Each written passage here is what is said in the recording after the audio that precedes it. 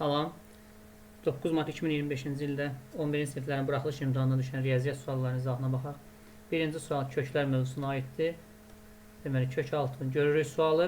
Deməli, ayrı-ayrı kökləri bir kök altında hasilini tapa bilərik. Kökün altında olacaq 11 çıxılsın kök altında 21 vurulsun 11 üstə gəl kök altında 21. Bir kök altında bunları vura bilərik. Bərabərdir kökün altında. Bu da bizə A çıxılsın B, A üstə gəl B verdiyi üçün olur birincinin kvadratı. Çıxılsın ikincinin kvadratı. Kökün altında 11'in kvadratı 121, kök altında 21'in kvadratı 21'dir. Bu bizə verir kök altında 100'ü və bundan da kök çıxır 10, cavab C variantı. Növbəti loqaritma mövzusu. Bu sualın həllini sağ tərəfdən yazıram buradan. Loqaritma 2 əsasından biz kəsirin surətində A kvadrat çıx B kvadrat görürük. Bu olur A çıxılsın B vurulsun A üstə gəl B. Məxrəcdə isə 2 qalır yerində. Loqaritma 2 əsasından 14-dən 10 çıxanda 4, 14 üstə 10 gələndə 24. Bunun məxrəcində 24 bölünsün 24. 24'lər ixtisar gedir, qalır loqaritma 2 əsasdan 4 və bunun da cavabı 2-yə bərabərdir. Doğru cavab B variantı. Növbəti həzadə düzxətlər və müstəvilər mövzusu. 2 perpendikulyar müstəvi. Müstəvinin birini bu şəkildə çəkək. Alfa müstəvisi tutaq ki, biri də bu şəkildə beta müstəvisi. 2 perpendikulyar müstəvi, yəni aralarındakı bucaq 90 dərəcədir. Birindən 2 cm. Bir nöqtə götürürəm. Birindən 2 cm məsafədədir. Yəni buradan buraya qədər məsafə perpendikulyar 2 cm-dir. Digərindən isə 4 cm məsafədədir. Buradan buraya perpendikulyar çəkirik 4 cm. Və bizə deyir ki, həmin nöqtədən müstəvilərin kəsişmə xəttinə qədər məsafəni tapın. Bu x-i bizdən soruşur. Burada da yuxarısı 4 olduğu üçün aşağıda 4 olur. Və burada düz bucaqlı, üç bucağı görürük. Pifagor teoremi ilə kök altında a kvadrat plus b kvadrat olur. Yəni kök altında 20. 20'ni də 4 vurub 5 yazsaq, bundan 4-dən 2 çıxır, 5 qalır kökün altında. Doğru cavab A variantı. Sonra 64-cü sualda köklə bağlı sualdır. 25 çıxılsın 5 çıxılsın A, 25 çıxılsın 5A. 5'i ortaq vuruq ki, mötərizə xaricinə çıxardırıq. Qalır 5 vurulsun, 5 çıxılsın A. Sadə bir sual. B variantı. Sonra bərabərsizliklər mövzusuna aid. Bunu yeniləyək səhifəni. Bərabərsizlik, sadə bir bərabərsizlikdir. Bu bərabərsizliyin ən kiçik və ən böyük tam həllərinin hasilini soruşur. Bu bərabərsizlikdə mənfi 5,3-dən 6-ya qədər ən kiçik tam ədəd mənfi 5-dir. Ən böyük tam ədəd isə müsbət 5-dir. Və bunların hasili mənfi 25 verir. E variantı. Diaqnallarının sayı 9 olan qabarıq çoxbucaqlının tərəflərinin sayı. Diaqnallar sayı tapılır. N vurulsun, N çıxılsın, 3 bölünsün, 2 düsturu ilə bərabərdir 9.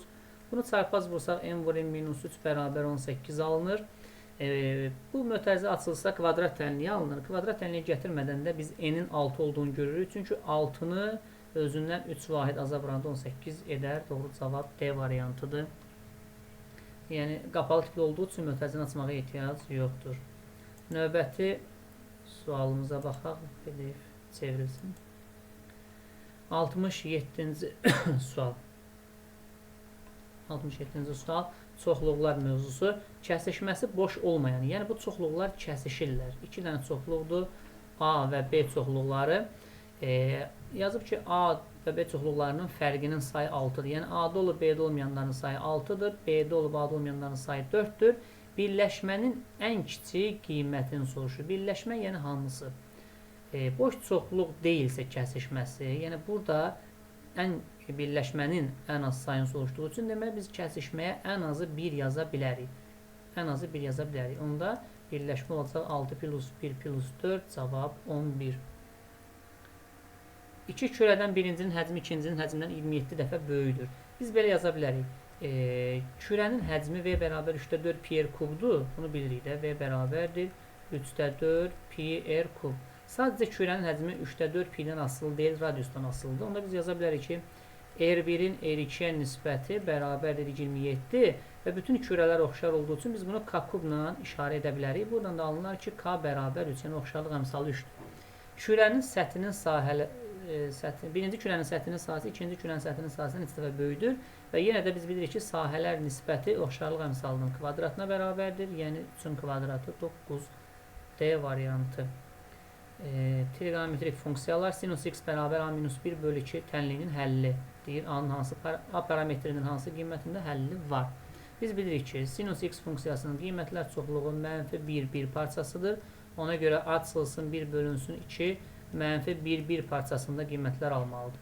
Bu bərabərsinin hər iki tərəfini 2-yə vursaq, onlar -2 kiçik bərabər a çıxılsın 1 kiçik bərabər 2 və hər tərəfin üzərinə 1 gəlsək, onlar -1 kiçik bərabər a kiçik bərabər 3. Doğru cavab -1 3 parçası B variantı. Növbəti 70-ci sual hərəkət oxşarlıq mövzusu. Paralel köçürmədə düsturlar verilib. Deyir A -3 2 nöqtəsi hansı nöqtəyə keçər? X ştrix bərabər x plus 4. Yəni absisin bir növ 4 vahid artmasıdır. Yeni yaranan nöqtəmiz A ştrix bərabərdir. -3 üstə 4 gələrik. Bu 1 olar. Y ştrix bərabər y plus 1 ordinatın bir vahid artmasıdır. Yəni y plus 1 bu olacaq 3. Yəni 1 3 nöqtəsi A variantı. Növbəti silsilə mövzusu ədədi silsilənin ardıcıl hədləridir. Biz bilirik ki, ədədi silsilədə A1, A2, A3 ardıcıl hədlər olarsa, ortada duran hədd özündən eyni uzaqlıqdakı hədlərin ədədi ortasına bərabərdir. Yəni ortadakı hədd bərabərdir. Ortadakı hədd bərabərdir. Kənarda duran hədlər y çıxılsın 3, üstə gəl 6 çıxılsın y bölünsün 2. Buradan da alınır 3 çıxılsın y bərabərdir. Mötərizələr atsaq y-lər islah olar. -3 üstə 6 gələndə bir dəqiqə burada nə səhv etdik? -2-dir burada. -2. -2 üstə 6 gəlsək 4, 4-ü 2-yə bölsək 2. Modul tənliyin həll qaydası bir dəfə modulun içərisini 2-yə bərabər edərik. Burada doğru cavab 1 alınar. Bir dəfə də modulun içərisini -2-yə bərabər edərik. Burada doğru cavab 5 alınır. 1 və 5 C variantı.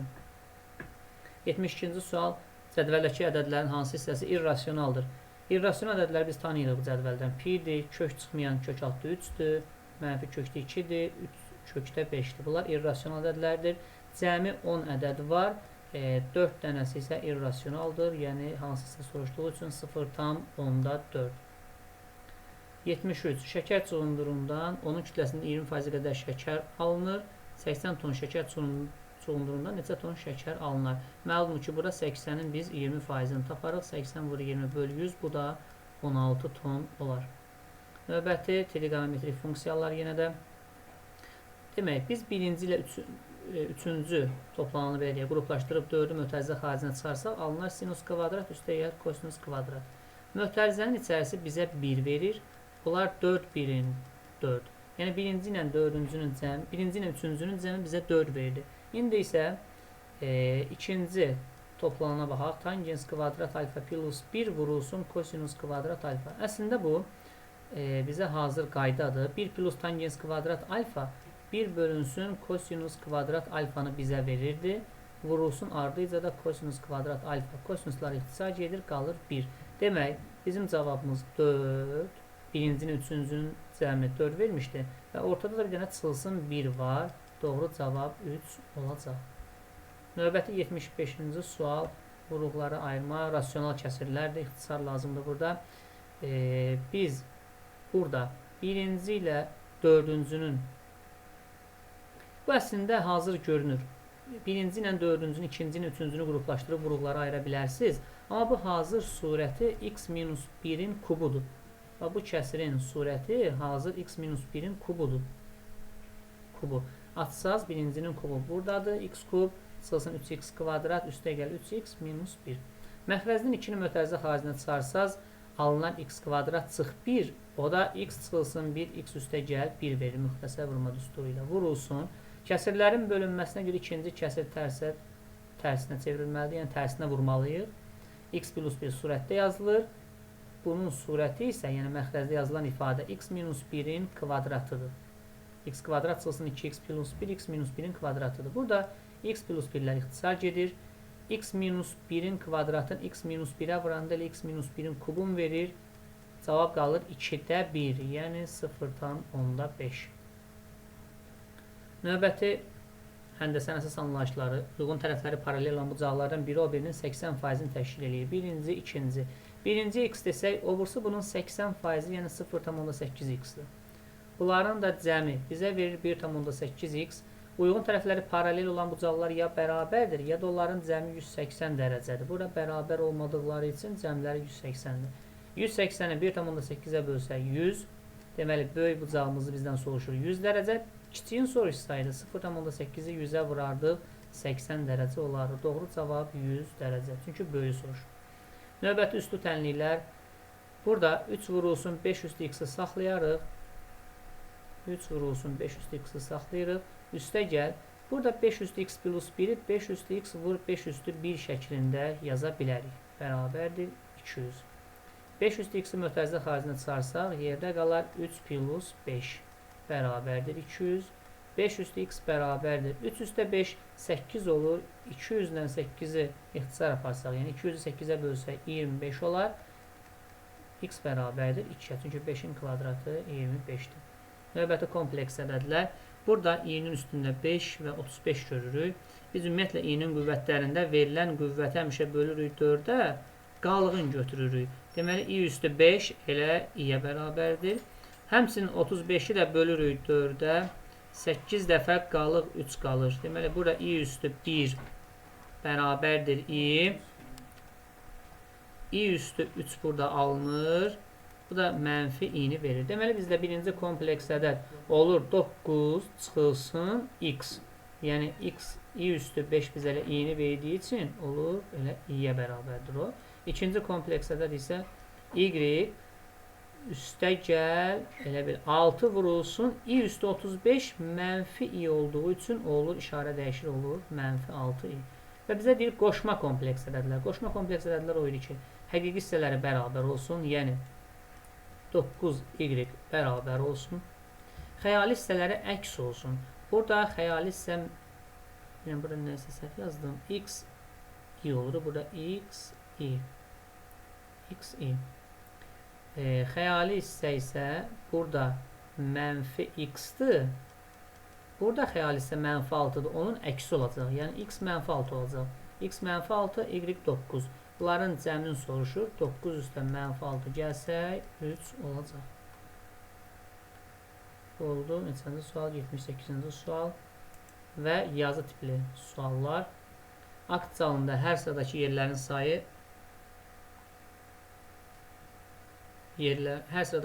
sayı sıraların sayından 8 vahid çoxdur. Həllini buradan yazacağım hamısının.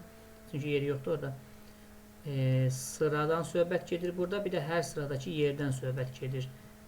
Hər sıradakı yerlərin sayı sıraların sayından 8 vahid çoxdur. Sıralara x desək, yerlərin sayı x plus 8 olacaq. Və bilirik ki, ümumi yerlərin sayını tapmaq üçün sıraların sayı yerlərin sayına vurulmalıdır. Bərabərdir 384. 384 yazmışam bura. Mötərizəni açsaq, x kvadrat üstə gəl 8x. 384-ü sol tərəfə keçirsək, bərabərdir 0. Bu kvadrat tənlidir. Burada bir kök mənfi, bir kök müsbət alınmadı. Mən həllini bura yazmıram. 2 kök tapacaqdınız orada. Və doğru cavabımız burada bizim keçən sual 79-cu sualda 16 olacaqdı. 16 olmalıydı. Obrisi kök mənfi olduğu üçün mənfini götürməyəcək. Doğru cavab 16-dır və bizdən sıraların sayını ilə soruşur. Cavab 16. Növbəti sualımız düzbucaqlının sahəsi ilə bağlıdır. Bizə AM 9 verib. AM 9-dur. MC 16-dır. Düzbucaqlının sahəsini soruşur. Bunu bir neçə cür yaza bilərik. Bu gördüyümüz üçbucaq ABC düzbucaqlı üçbucaq olduğu üçün bu hipotenuza çəkilən hündürlükdür. Hipotenuza çəkilən hündürlük h kvadrat bərabərdir mn düsturu var idi. Ona əsasən yaza bilərik ki 9 vur 16. Buradan da kök çıxır. 9-dan 3 çıxır. 16-dan 4 olur 12. Deməli biz hündürlüyün 12 olduğunu tapdıq. Bir yol budur ki Pifagorla 12 9-a Pifagor tətbiq edib buranı 15 taparıq. Və burada Pifagor tətbiq edib 12-nin kvadratından 16-nın kvadratını toplayıb 20 taparıq. Düzbucaqlının sahəsi n vurulsun uzunluq olar. Başqa bir yolla belə yazmaq olar. Düzbucaqlının sahəsi üçün diaqonal vurulsun, diaqonala çəkilən perpendikulyar yaza bilərik. Diaqonalımız bizdə 25-dir. Diaqonala çəkilən perpendikulyar isə 12-dir. Doğru cavab 300.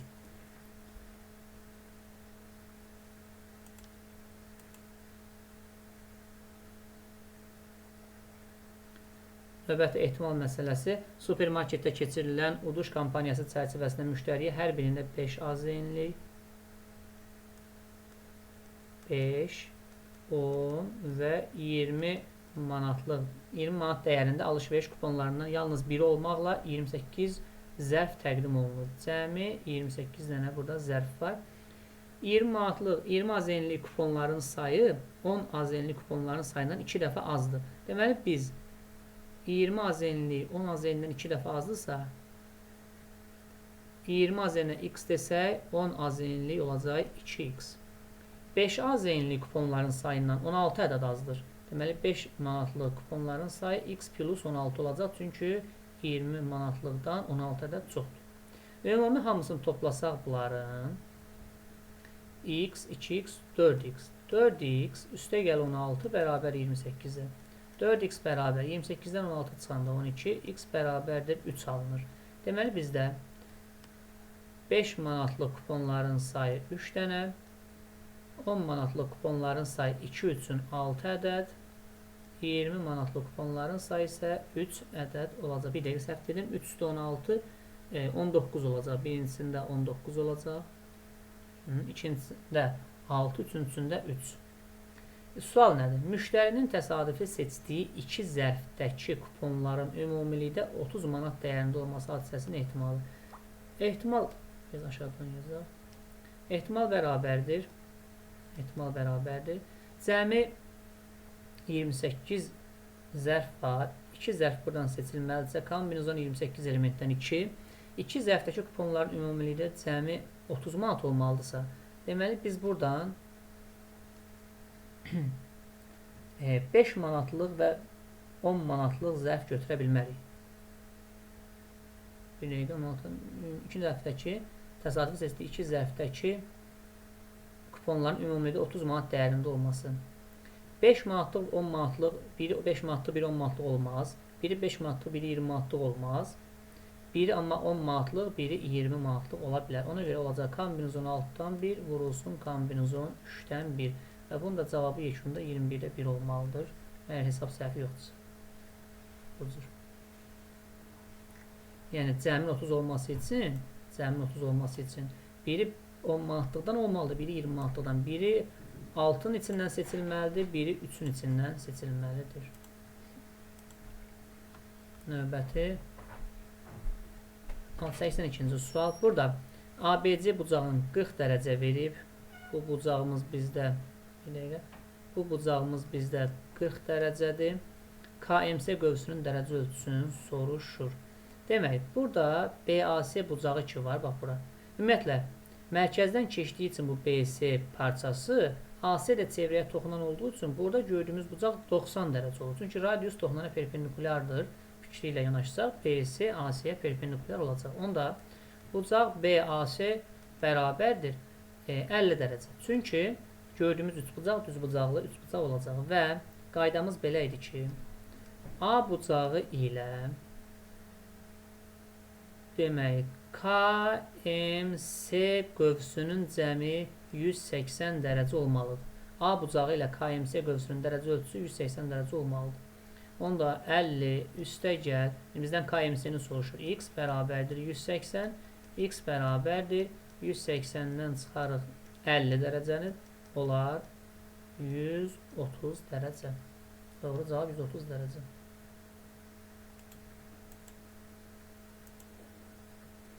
Növbəti çoxüzlülər piramida. Tam səthinin sahəsini 360 verir. Biz bilirik ki, piramidanın tam səthinin sahə düsturu S yan, yəni yan səthin sahəsi üzərinə gəl, S oturacaq. Burada bizdə oturacağın sahəsini verib 100. Yəni biz 360-dan 100-ü çıxarıb, alınan 260, bu onun yan səthinin sahəsi olacaq. Yəni tam səthindən oturacağın sahəsini çıxsaq, yan səthini alarıq. Bunun da düzgün dördbucaqlı olduğu üçün yan üzlərinin 4 dənə yan üzü görürük. 1, 2, 3, 4. 260-ı bölərik 4 yerə. Çünki 4 dənə yan üzün sahələri cəmi 260 isə 260-ı 4-ə böləndə 65 olar. Və düzgün dördbucaqlı olduğu üçün bu kvadrat da oturacaq. Kvadratın sahəsi a kvadratla tapılır. Deməli, kvadratın tərəfi 10 imiş. Həmin üçbucaqlardan birini çıxardırıq, kənarda çəkirik sizin üçün. Deməli, biz bu kvadratın tərəfini görürük. Biz tapdıq ki, a 10-dur. Bizdən apofem soruşur. Apofem yan üzün hündürlüyüdür. Yəni, həmin o üçbucaqların hündürlüyü ki var, h, onu bizdən soruşur. Biz bir üçbucağın sahəsini 65 tapmışıq. Üçbucağın da sahəsi tapılır 2-də 1 AH düsturu ilə. Yəni, 2-də 1 vurulsun, tərəf 10-dur, hündürlüyü h-dır, sahə də 65-dir. 10 ilə 2 ixtisar gedər, 5 qalar. 65-i 5-ə bölsək, apofem tapılar 13. Doğru cavab 13. Növbəti tənliklər sistemi, boylarının uzunluqlarına görə sayılar haqqında məlumat verilir. Bu qrupda boyu 170-dən çox olan oğlanların sayı. Biz görürük ki, birinci 170-dən az olan oğlanlar y-dir. Qızların sayı 3x-dir. Ümumi isə 21 nəfərdir. 170-dən çox olan oğlanların sayı 2y, qızların sayı x, cəmi isə 17 nəfərdir. Bu tənliklər sistemini həll etməliyik. Tutaq ki, biz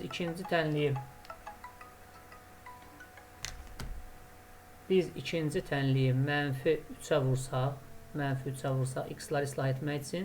Onlar y üstə gəl 3x bərabərdir 21, mənfi 6y çıxılsın 3x bərabərdir mənfi 51. Tənliklər sistemini alt-alta toplasaq, mənfi 5y bərabər mənfi 30, y bərabər 6 alınır. Y-imiz 6-dırsa, onda birinci tənlikdə yerinə yazsaq, onlar 6, üstə gəl 3x bərabərdir 21, 3x. Buradan 3x bərabər 21-dən 6 çıxarıq 15, x alınar 5. Bizdən nə soruşur? 170-dən çox olan oğlan. 170-dən çox olan oğlan 2y-dir. Bax, bunlardır. Və biz y-i tapsaydıq kifayət idi. 2-ni vururuq 6-ya, cavabımız 12. Doğru cavab 12. Növbəti sual, keçən dəfə belə bir sual düşmüşdü. Kvadratik funksiyanın qrafiki. Yenə oxşar bir sualdır. Sadəcə burada fərqli bir məqam var. MN, AMN nöqtəsi bu kvadratik funksiyanın parabolasının təpə nöqtəsidir. Biz verilən kvadratik funksiyanı tam kvadrat burada ayırsaq, x minus 4-ün kvadratı plus 2 şəklində yaza bilərik. X çıxılsın 4-ün kvadratı plus 2 elə verilən birinci funksiyanın parabolanın təpə nöqtəsinin koordinatlarına görə ayrılışıdır. Buradan da biz MN-i, yəni təpə nöqtənin koordinatlarını 4, 2 görürük. M 4-dür, N 2-dir. Bu funksiyanın qrafikinin absis oxuna, koordinat başlanğıcına və ordinat oxlarına nəzərən simmetrik çevirmələrindən alınan parabolaların təpə nöqtələrinin koordinatları BCD-dir. Demək, bizə nə lazımdır qısacası? 1. Yaxşı olar ki, düzbucaqlı koordinat sistemi çəkək. Düzbucaqlı koordinat sistemi. Bu verilən 4, 2 nöqtəsi, burada görürük 4, burada 2 olsun. 4, 2. Bu bizdə hansı nöqtədir? A nöqtəsidir. Sonra deyir ki, parabolanın təpə nöqtəsinin əvvəlcə absis oxuna nəzərən. Absis oxuna nəzərən simmetriyada, buradan yazaq, absis oxuna nəzərən simmetriyada x qalırdı yerində, y işarəsini dəyişirdi. 4 mənfi 2. Deməli, bizdə x qalır 4, y olur mənfi 2. Həmin nöqtə buradır. Buna da deyirik B nöqtəsi. Növbəti koordinat başlanğıcına nəzərən. Koordinat başlanğıcına nəzərən simmetriyada hər iki nöqtə işarəsini dəyişirdi. Olur mənfi 4, mənfi 2. X olur mənfi 4, y olur mənfi 2. O nöqtədə buradadır. Burada deyirik C nöqtəsi. Biraz səliqəsi ola bilər. Və ordinat oxuna nəzərən. Ordinat oxuna nəzərən simmetriyada x işarəsini dəyişir. Y isə işarəsi sabit saxlayır. Mənfi 4, 2 nöqtəsi isə bax bu nöqtədir. Burada deyirik D nöqtəsi. Və bizə deyir ABCD dördbucaqlısının perimetrini tap. Bunları biz arızı birləşdirsək bu şəkildə. Bu dördbucaqlının perimetrini soruşur. Görünür ki, buradan buraya qədər məsafə 4. Buradan buraya qədər məsafə 4 olduğu üçün düzbucaqlının uzunluğu 8. Bu hissə 2, bu hissə də 2 olduğu üçün düzbucaqlının eni 4-dür. Onda perimetr bərabərdir. 2 vurulsun A plus B. Yəni doğru cavab 24 olacaq. Diqqətiniz üçün təşəkkürlər.